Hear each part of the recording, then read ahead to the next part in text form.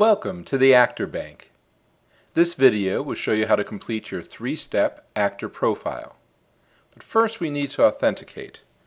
We're going to use your Hawk ID and your password to ensure that you are the only person that can input information in your profile. But be aware that the directors and team leaders, who will be faculty, graduate students, undergraduates, will be able to see your information. So please only list the information that you are willing to share. So sign in with your Hawk ID and you'll be taken to the headshot upload page.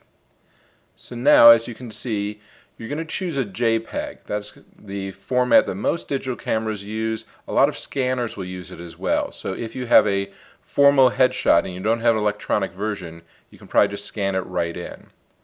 Also, if you don't have a digital camera and if you don't have a scanner, we will have a scanner available at the audition sign-in table, but you do need to arrive early if you want to use that scanner. As it says at the top, you can use a maximum file size of 5 megabytes. So I'm going to click on Choose File. Then I'm going to pick a JPEG image, select it, and upload it. Now I can see the image, and this is a lousy image for me to use.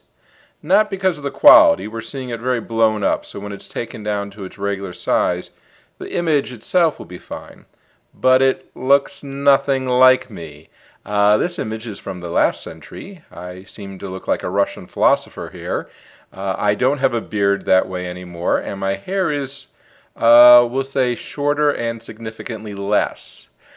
So this would not be a good example of a shot to use, but we're going to keep it for right now. And then we can click on the number 2 to take us to the second step. We're already the third of the way done. So now we're going to upload our resume. Now we have 3 choices for the resume.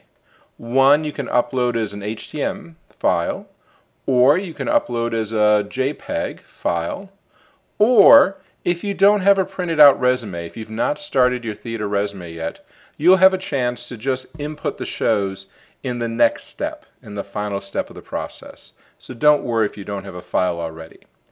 But let's say that we have a Word document. Here's a sample from a while back.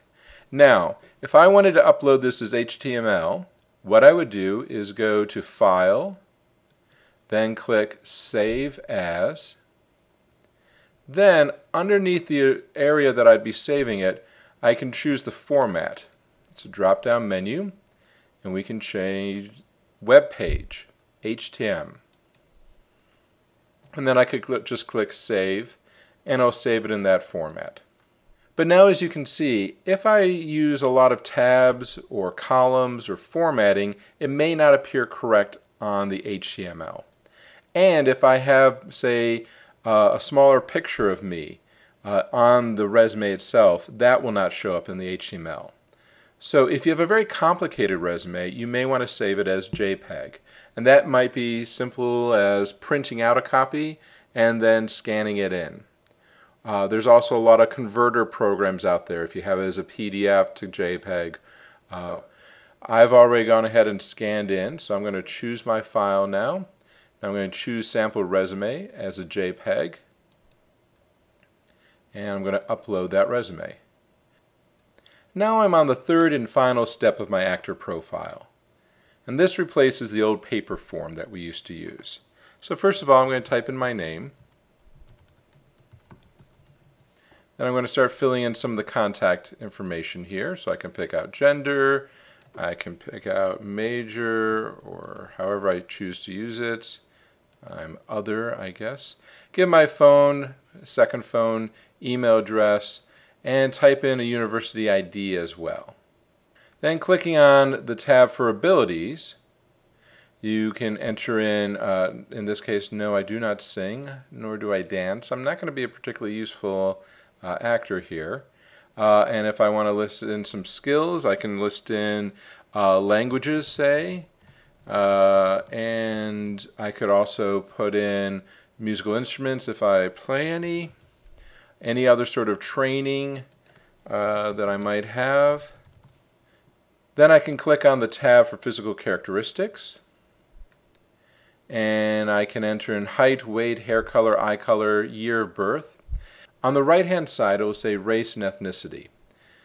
This information will not be shared with your directors. This is purely for statistical purposes to make sure that the Theater Arts Department is meeting its diversity goals. The next section down is for your resume. So you can see here there are three options. If we had uploaded an HTML, it would appear in this box. Currently it says forbidden. If you upload a JPEG, it would be in the second box, and I actually deleted that out so I can show you the third option. If you don't have a formal resume, that's fine. You'll just enter the information right here. So your most recent shows, and let's see, we'll be a little creative here, And maybe I was at the Old Globe, which is a great theater out in California. Then click on the next box, and that shows me experience area number 2, and I fill in that information as well. Moving down then, this is one of the best parts of the new Actor Bank. I can choose the shows that I want to work on in whatever preference order. So if I had my pick, if let's say all these shows were just wanting me equally, they can pull up and see that in fact, oh, if I had my pick, I'd want to work on Eurydice first, Mad Woman second, so on and so forth. I could also just click this little box, no preference any show, and it would say that quite honestly, I'd take whatever role, and if two shows wanted to fight over me, I don't really have a preference one or the other. Now here's the most important thing you need to click on this page, participating in the November auditions. You need to click yes. If you don't click yes, you will not appear to the directors when they're looking through the files. Very crucial to do this.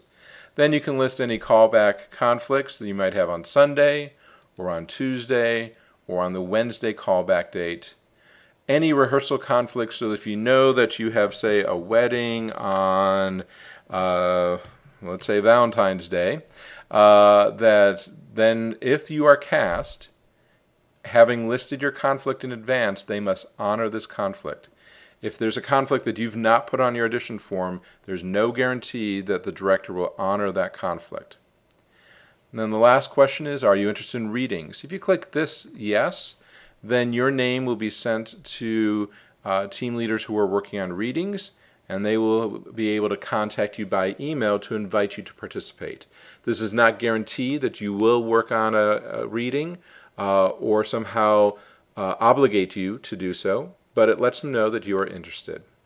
Let's say after callbacks I come back and I say, oh, you know what, I really liked Mad Woman. They did such a great callback, and I didn't know anything about Stegosaurus, but now I know that really I'd like to work with them as well. You can list everyone as a 1 or have 3 1s, 4 1s, does not matter. It's something that will appear to the directors during the casting session. So this is dynamic. It will change as the audition week goes. So please come back and change your show preferences if you've changed your mind. Thanks, and have fun with the Actor Bank.